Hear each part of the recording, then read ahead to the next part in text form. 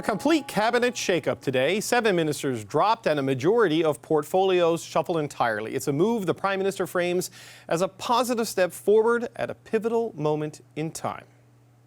We know times are challenging, but this is the team that is going to be able to continue the hard work, rolling up their sleeves and delivering for Canadians from coast to coast to coast. Our government is very, very focused going forward on the economy, on delivering for Canadians.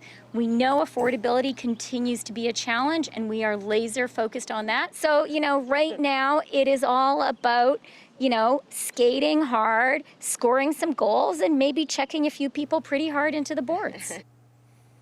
All right, interesting metaphor there. For more insight and analysis, I'm joined by Tim Murphy, who was Chief of Staff to former Prime Minister Paul Martin, and David McLaughlin, who was Chief of Staff to former Prime Minister Brian Mulroney. Gentlemen, welcome back. You've been through a few of these in your careers. Yes, we have. Tim, this is massive. Like in quantity, in volume, it is a massive, significant change to the cabinet. Are they going to? Do you think this is what they needed to do? Do you think they can accomplish sort of the reset goal that the Trudeau government wants? I think only in part. I think what's clear is from a tactical point of view, they've decided that what they want to do is there are issues where they were taking on water and they needed to stop taking on water. And so what they did was they, put people in portfolios who could, who had the skill to make the issues go away. The Ralph Goodale type, so you got Dominic LeBlanc, public safety, et cetera. Then they, one of you just had him on, actually, Sean Fraser. I think that's one of the most interesting appointments because I think clearly they've fumbled the ball, I think, politically on housing, decided they need to do something. They gave him some tools to do it with infrastructure and housing put together. The guy's an excellent communicator.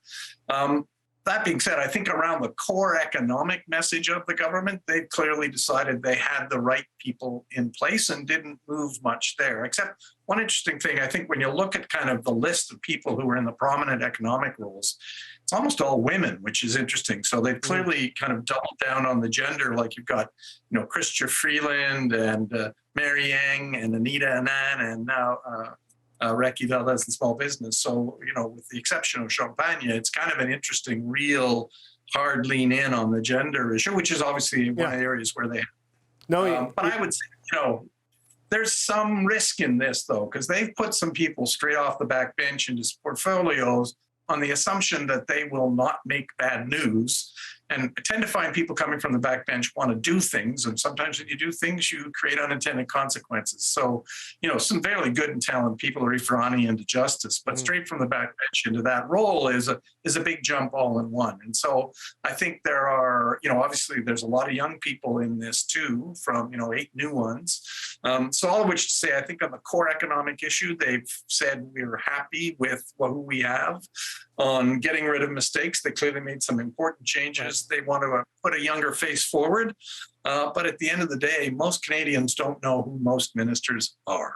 Well, I guess, David, as Canadians find out who these ministers are, they hope that this time it's not because of screw-ups and controversies in their portfolios, because of successes and life-changing policy ideas. So when you look at big picture here, what they did, what they're trying to do, do they come together? Well, I think the Prime Minister said positive start for a pivotal moment. I think he's half right. The government and the country is at a pivotal moment. Right. The question for me as I look at it is not so much whether this is the right set of faces and the right set of roles. I think this government is now at this stage of its mandate. It's reached the tempting fate portion of the rest of their mandate, and they are increasingly out of sync with where Canadians are, what Canadians think their government should be doing. And so this is a government that has been fairly relentless and fairly focused, and in my view, quite successful on the things that matter most to them: climate change, reconciliation issues, social issues. They're very good at putting money into people's bank accounts through programming and other things like that. But the shift that has happened in this post-pandemic world, in terms of where affordability, big structural things, et cetera, this is not really hasn't really been their forte to the same way. So the key issue for me is whether or not they are increasingly so out of sync and alignment with where Canadians and voters are at, that in fact the shuffle really doesn't touch the core issue. So just let me ask about that though, David, because can putting younger, newer, hungrier, people with more political career ahead of them than behind them into roles, get you back into sync? Does that change the mindset and the sensitivities at a cabinet table and shift the priorities in a way that helps? Yeah, look, it absolutely can. I mean, Tim is right, there's some risks with that, but you know, this stated in the mandate, low risk is high risk for them politically. They have to take some risks. So yeah, there is that sort of dynamic. But again, this is a government that is also quite centralized in the Prime Minister's office and the Privy Council office in the way that they do business. So to what extent do they actually give the lead, give their head to these ministers to do things? So yes, it can have, and I wouldn't discount that. I've done cabinet shuffles myself at the provincial level and thing. I know some of those dynamics. They do matter, but the real thing is how Canadians say, well, how is this actually helping me? Is this government connecting and aligned with where I'm at? Well, the poll today and increasingly the signals are that they're not. 10-point gap. So Tim, on that point, like, you know, I remember Justin Trudeau, I can't remember what year it was, which election was, but he talked about government by cabinet being a big priority for him. But, you know, increasingly it's Freeland is ensconced, you know, in finance. The Prime Minister and largely a stable team of advisors and PMO for the most part are there and still around them. The impulse will be to continue governing the way they've been governing, right? So how do they actually bring the value out of this shuffle if they don't sort of change the management style? Yeah, well, I think it's a fair point. I mean, that's why my view is when you look at kind of that central economic messaging of the government and kind of what it's put forward as its policy proposals around that, this shuffle doesn't actually change it that much. You get some, you know, regional variation, stronger people in regional markets, you know, those kinds of things where you can affect a seat here or there potentially. But in terms of the overall narrative, I'm not sure on the economic front they've really decided to change. So that suggests to me that they have made a strategic assessment that they can win with what they have around that message, with the one exception, which is I do think they've recognized that they're taking on water on housing and they needed to fix it.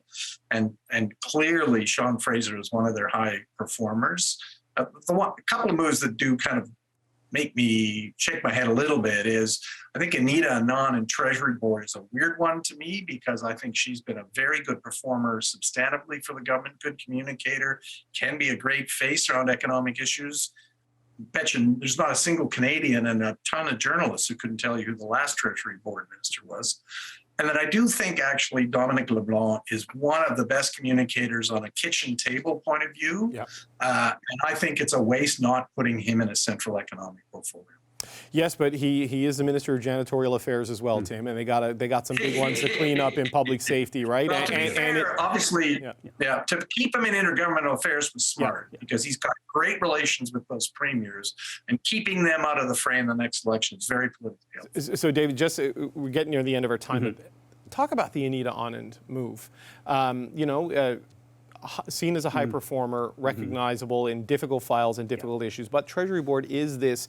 It's important to government. Sure but how does she go in there? How does she drive that department in a way that she can make a meaningful political and policy impact that Canadians will see and feel? Delivering. I mean, this is has been the weakness of this government, its ability to get actually things that they say out loud across the finish line and delivering. And part of that is the internal apparatus of government.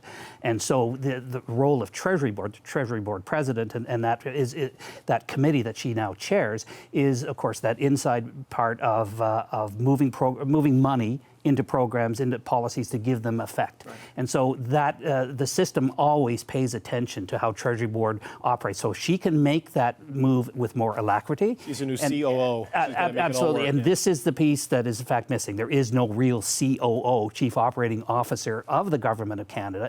And within the system, you have a new clerk as well. Yep. Many new senior public servants. So that position is one that they'll be looking for that I think will affect the governance of how the public service works. But if they want to deliver things in a timely way, they should look no further than Treasury Board. Maybe that's what they have in mind. She could be a good second for Minister Freeland on the economy as well. But she was doing a pretty good job at defence, and there you now have a bit of a hole there potentially in terms of continuing on a major file as well. Yes, so there's choices. Yep, there's a whole conversation to have about Bill Blair going in there in Chelsea. So we're out of time. I got to thank you both for your time, David McLaughlin, Tim Murphy. Thanks so much. Appreciate it, gang.